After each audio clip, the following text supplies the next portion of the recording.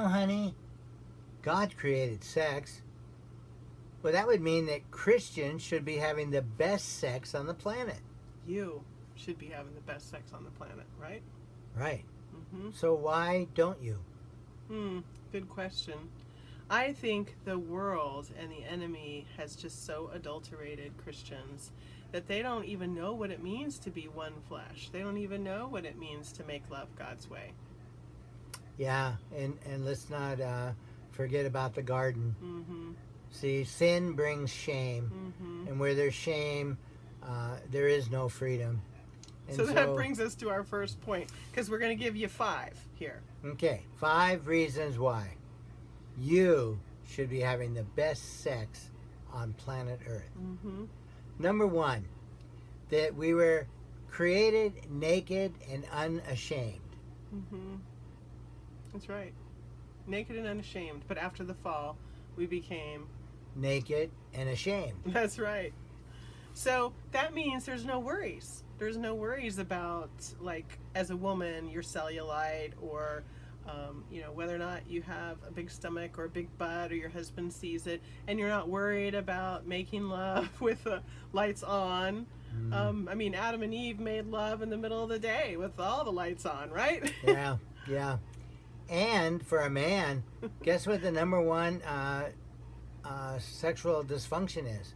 Performance anxiety. Mm-hmm. And we really worry about the size of our penis. Mm-hmm.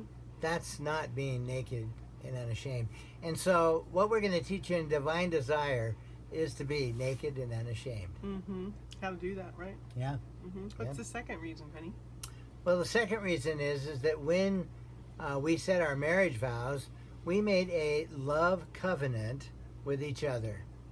And that love covenant was to have and to hold and to forsake all others. It's quite a commitment. I'm guessing you did that, right? On your wedding day. You made a vow to your spouse to love each other until death do you part, forsaking all others. And that's a beautiful, beautiful thing that really can only be offered in Christian marriage. And when you're making love in that kind of safe environment, what happens? You can relax, you can have fun, you can experiment with ways of giving each other pleasure, you can find out something new about each other every single day. And, well, I shouldn't, not supposed to be making love every day. Well, you're going to exhaust yourself if you do. Depends on how old you are. Yeah, that's for sure. That's right. We don't make love every day. Yeah, we're a little bit We're older. kind of older. Yeah, but we relax and have fun and give each other lots of pleasure, right? Yeah, lots. Reason number 3. We are created in God's image, male and female. And guess what? When we come together, making love God's way, we represent the full image of God. And the most beautiful thing is male and female fit together perfectly. One male, one female, fitting together perfectly, and that's the way God designed it. Yeah. That's right. So she can, well, let's first talk about him. I think that's important. Well, he can move in and initiate with power, and she can receive him in vulnerability and trust. Yeah. And those are 2 attributes of being masculine and feminine. There's a whole lot more, but that's a few. There's a whole lot more, and we're going to talk about them. So number 4, honey. Well, number 4 has a lot to do with Ephesians chapter 5, where it talks about the husband is representing Jesus Christ, and the wife represents the church. So what does he do? Well, what does Jesus do? It says that he loves unconditionally. He moves into her heart. He gives himself and serves her unto death. Yeah. And so the wife submits, and submit means to put yourself under. So the wife submits and puts herself under his mission of loving her and serving her and giving himself up unto death. So what wife couldn't do that? I mean, that's a piece of cake to put yourself under that mission. Yeah. Submit to that. Yeah. Wow. So that makes for really awesome sex, really. Really great sex. Yeah. Mhm. So number 5. Number 5, God is love. Mhm. And God is love, and his love is unconditional and irrevocable, and that's what we bring to the marriage bed. Mhm.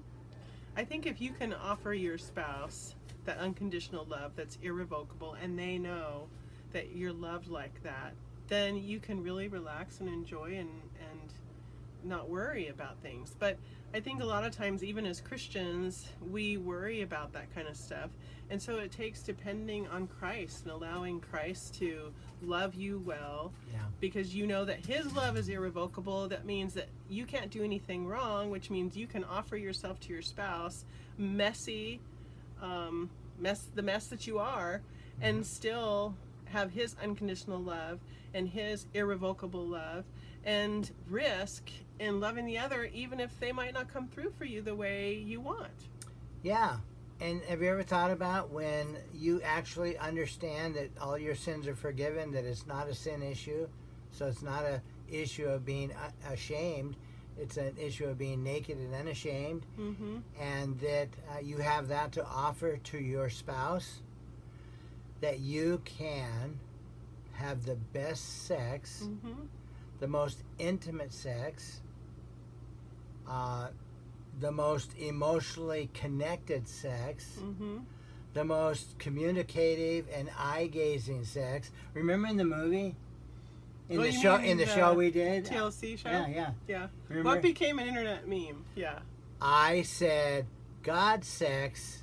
No, you said eyes open sex. Oh yeah, eyes open sex is God sex. Mm-hmm. People went crazy, bringing God into the bedroom, into the And sex? it was Sex the and God together? Oh, they went nuts. And then with the lights on? Whoa. Lights on, yeah. Gazing into each other's eyes, is that even possible?